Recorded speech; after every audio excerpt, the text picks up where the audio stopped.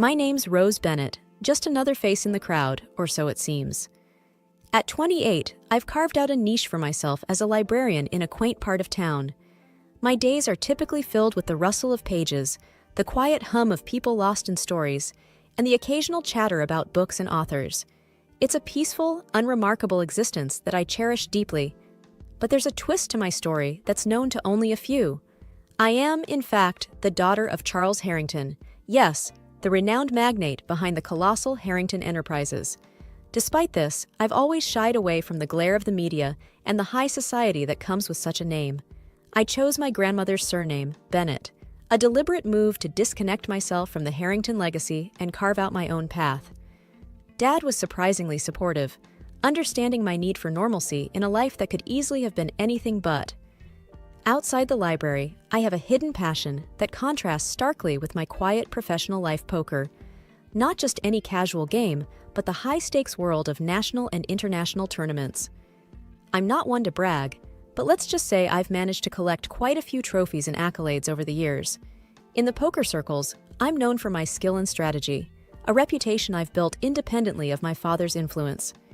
It was at one of these high-profile tournaments that I crossed paths with Mark Dawson. He stood out not just for his skill at the poker table, but also for his easygoing demeanor and quick wit. Mark had a knack for reading the game and the people around him, a talent that made him a tough opponent and an intriguing character. Our connection was instant and undeniable.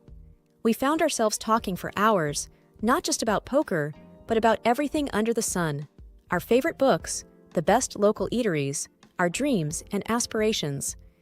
It wasn't long before these conversations turned into dates. Our outings were simple and unpretentious, no lavish dinners or extravagant gifts.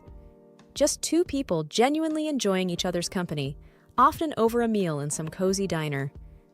I remember one evening, as we walked to his car after a dinner at our favorite burger joint, Mark said with a chuckle, "You know, Rose, I could take you to some upscale restaurant, but I'd have to pawn my watch for that."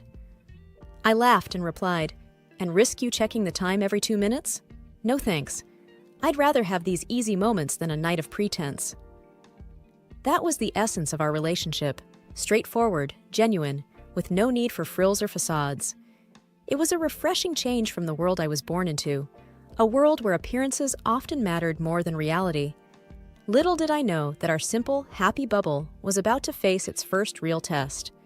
However, in the back of my mind, there was always a niggling thought: how would our relationship evolve in the context of our true identities? As our relationship grew, so did our trust and comfort with each other.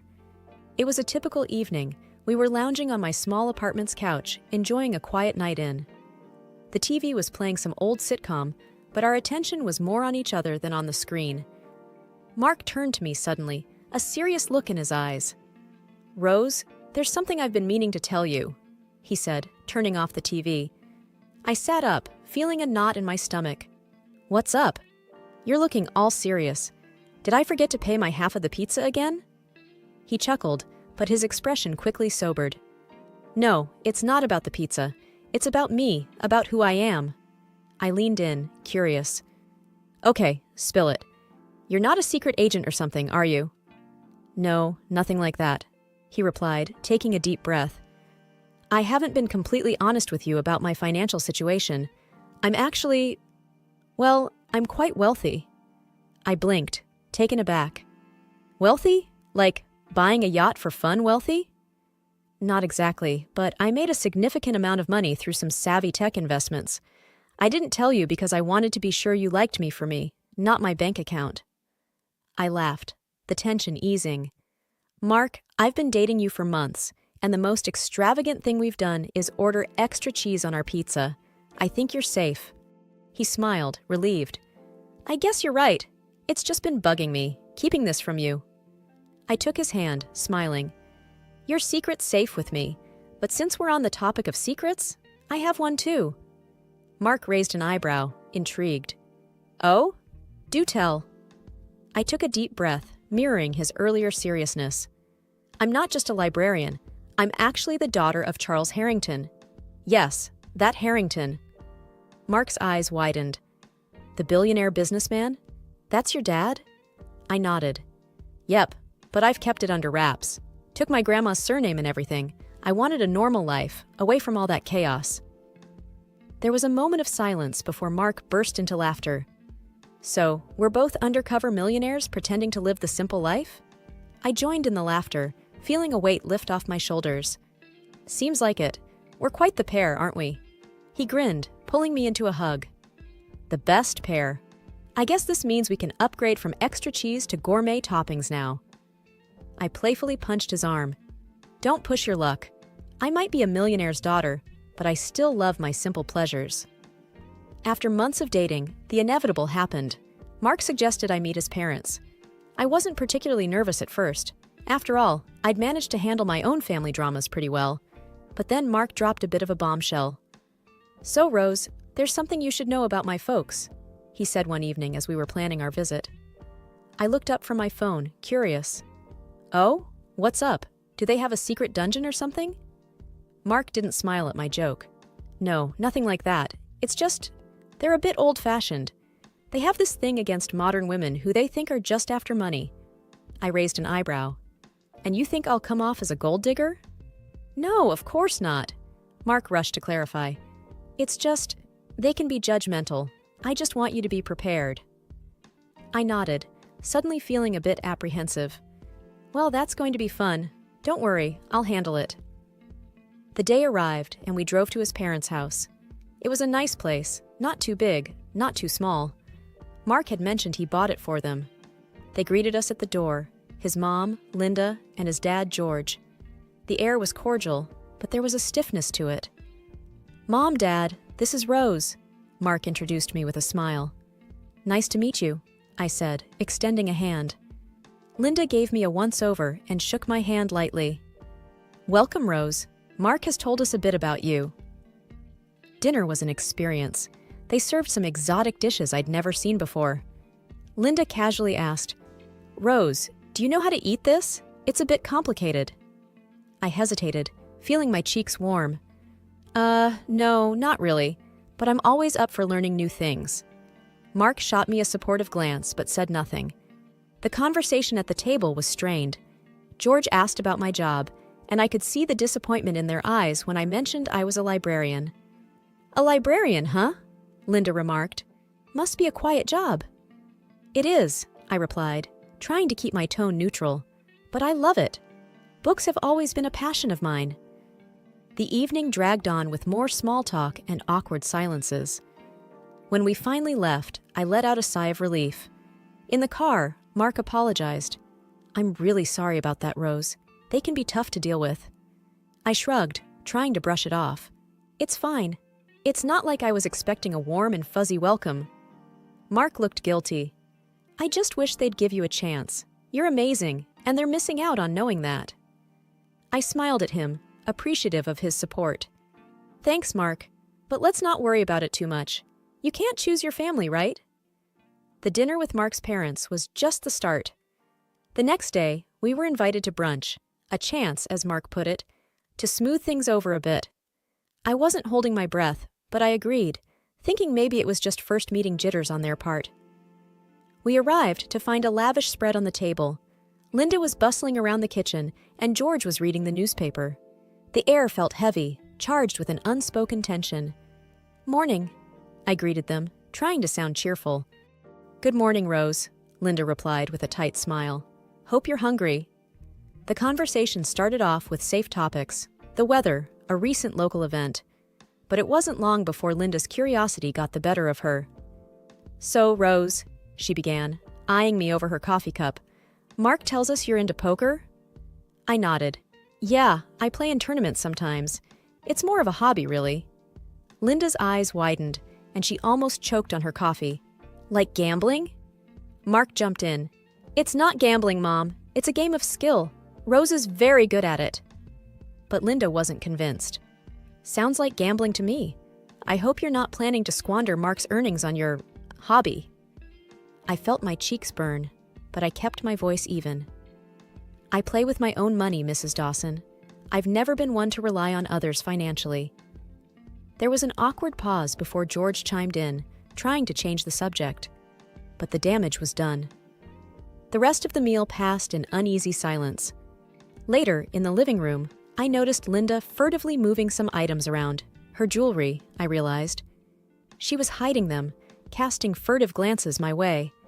I couldn't believe it. "Mark, can I talk to you for a second?" I asked, pulling him aside. "What's up?" he asked, looking concerned. "Your mom's hiding her jewelry," I said quietly. "She thinks I'm going to steal it or something." Mark's face fell. "Oh no, I'm so sorry, Rose.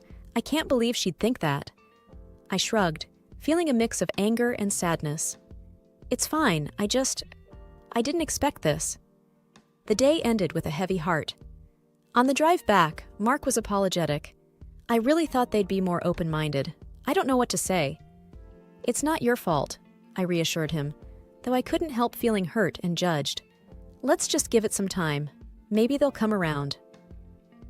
The tension between me and Mark's parents wasn't getting any better. After the jewelry hiding incident, I thought things couldn't get much worse. I was wrong. A few days later, we were back at his parents' place for a family barbecue. I was on edge, but Mark assured me it would be a casual, relaxed affair. "Just some burgers and beers," he had said. I should have known better. As soon as we arrived, Linda pulled Mark aside, leaving me standing awkwardly by the grill with George, who was more interested in his steaks than making conversation. I tried to break the ice. "Those look like they're going to be delicious, Mr. Dawson." He grunted. "Yep. Only way to do it. You cook much?" "Not as much as I'd like to. My job keeps me pretty busy." He nodded, clearly not interested in continuing the chat. I retreated to the patio, feeling out of place. That's when I overheard Linda's voice, tinged with urgency. She was talking to Mark, but her words carried across to me. "Can't be serious about this girl, Mark. She's not right for you. You need someone who can manage your lifestyle." Mark's response was firm. "Mom, I love Rose. She's smart, kind, and she's not after my money. Can't you just give her a chance?" Their conversation was cut short as other family members arrived, but the words stung. I tried to shake it off and be sociable, but the evening was a blur of strained smiles and polite, meaningless chatter. Later, as we were leaving, George pulled Mark aside, leaving me to say goodbye to Linda. She was polite but distant. "Thank you for coming, Rose. It was nice to have you." I forced a smile. "Thanks for having me, Mrs. Dawson. Have a good evening." In the car, Mark was quiet, his jaw set in frustration. I reached over, squeezing his hand. "Hey, it's okay. We knew it wasn't going to be easy." He sighed, glancing at me. "I just don't get it. They're not usually like this. It's like they've made up their mind about you without even trying to know you." I shrugged. "Some people have their ideas about how things should be. It's hard to change that." Mark looked determined. "Well, I'm not giving up. They'll have to accept you, Rose. You're the one I want to be with." His words were comforting, but a part of me wondered if we were fighting a losing battle. It felt like every attempt to bridge the gap with his parents only widened it further. As we drove home in silence, I couldn't help but feel a growing sense of unease about what lay ahead for us. Despite Mark's reassurances, I felt like an outsider, unwelcome and constantly judged. Things came to a head during a Sunday dinner at his parents' house, a dinner that would become the most heated yet. We were barely through the appetizer when Linda began her usual line of questioning.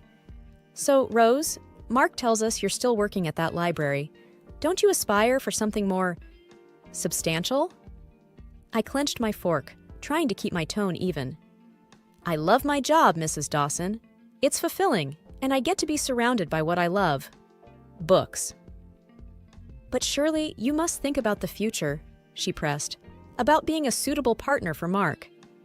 Mark cut in, his voice firm. "Mom, Rose is more than suitable. She's her own person with her own passions. That's one of the reasons I love her." George, who'd been quietly observing until now, joined in. "Mark, we're just concerned. You come from a certain lifestyle, and well, Rose doesn't fit into that." I couldn't hold back any longer. "Mr. Dawson, with all due respect, I don't need to fit into anything. I'm not a puzzle piece, I'm a person." Mark looked at me, then at his parents. "Exactly. Rose isn't here to play a role. She's here because I love her." Linda's face was a mix of shock and disapproval. Love is fine and dandy, but it doesn't pay the bills, Mark. It doesn't uphold a certain standard. Mark's tone was getting sharper. A standard that I never asked for. I've told you, I'm not interested in maintaining an image just for the sake of appearances. The conversation escalated, voices raised in frustration. I felt trapped, caught in a crossfire of expectations and prejudices. Finally, Mark stood up, his chair scraping loudly against the floor. Enough. I can't do this anymore. We're leaving. I followed him, my heart pounding, as he said goodbye to his visibly shaken parents. Outside, the air was cool, a stark contrast to the heated atmosphere we'd just left. Mark was silent as he drove, his hands gripping the steering wheel tightly. "Mark, I'm sorry," I said, my voice small. "I didn't mean to cause a scene." He glanced at me, his expression softening. "Rose, it's not your fault. I'm tired of trying to defend our relationship. It shouldn't be this hard." I nodded, feeling a mix of sadness and frustration. "I know, but maybe this is for the best. We can't keep trying to please everyone." Mark sighed, a sound filled with weariness. "You're right. I love you, Rose, and that's what matters, not their approval." Mark and I had decided to keep our distance from his parents for a while, but that plan was short-lived. A call from Linda, laden with urgency, brought us back to their doorstep. The air was thick with anticipation as we sat down in their living room, which felt unusually stiff. "Mark, Rose, we have something to say," Linda began, her voice unusually soft, almost rehearsed. "We've been thinking," George added, "and we realize we may have been a bit harsh towards Rose." I raised an eyebrow, skeptical. "Oh, what's brought on this change of heart?" It was Linda who answered, a hint of eagerness in her voice. "Well, we did a little digging, and we discovered Rose's background. Her father, Charles Harrington. What a revelation!" My stomach churned at her words. "And how exactly does my father's identity change anything?" George chimed in, his tone suddenly warm, almost overzealous. "It shows you're from a respectable family, Rose. We see now that you're not just after Mark's wealth." Mark's face darkened. "So her worth is tied to her family's wealth? Is that it?" Linda rushed to explain, her words tumbling out in a flurry. No, it's not like that. We just see that she's one of us." The hypocrisy of their words was staggering. "You mean to say," I began, my voice steady despite the anger boiling inside, "that my value as a person, as your son's partner, hinges on my family's financial status?"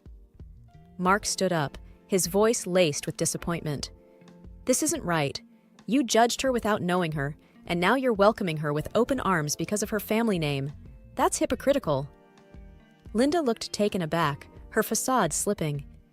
"But we're just trying to—" Mark cut her off. "It's clear now. Rose's identity, her character, none of that mattered to you until you found out about her father." The room fell into a heavy, uncomfortable silence. Linda and George seemed to shrink back, their earlier warmth replaced by a dawning realization of their shallow judgment.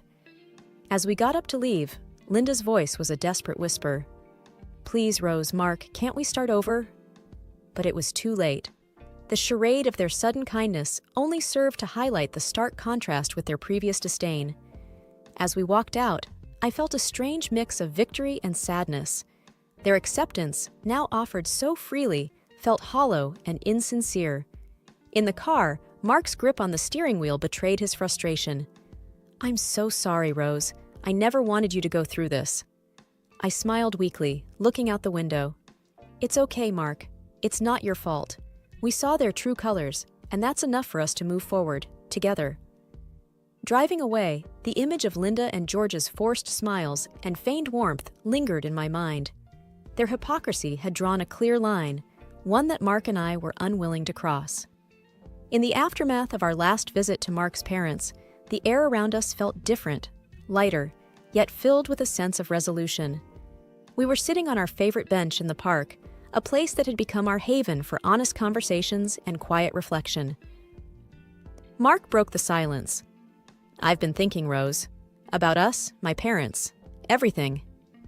I nodded. Yeah, me too. It's been a lot to process. He took my hand, his gaze earnest. I know we can't change how they feel or what they think, but I don't want to lose what we have because of them. I squeezed his hand, feeling a surge of affection. I don't want that either. We've got something special, Mark. Your parents' opinions don't define us. He smiled, that warm, comforting smile I had fallen in love with. Exactly. So, I was thinking, why don't we start planning our future? Just the two of us, the way we want it. The idea brought a smile to my face. I like that. No outside pressures, no trying to fit into anyone's mold, just us, making our own path. Mark's eyes lit up. Exactly. We could travel, see the world, maybe even enter a few international poker tournaments together? I laughed, the sound echoing in the open space. That sounds perfect. But let's not forget the simple things too. Burgers at our favorite joint, lazy Sundays on this very bench. He leaned in, kissing me gently. Wouldn't have it any other way. As we sat there, making plans and dreaming of our future, I realized how far we'd come. We'd faced judgment, hypocrisy, and pressure, but we'd come out stronger for it. Our love wasn't just about the big, grand gestures. It was in the everyday moments, the small acts of understanding and acceptance. I have to say, though, Mark said, a mischievous glint in his eye, our wedding is going to be quite the event. How do you feel about a library-themed wedding? I burst out laughing. A wedding surrounded by books? You really do get me, Mark Dawson.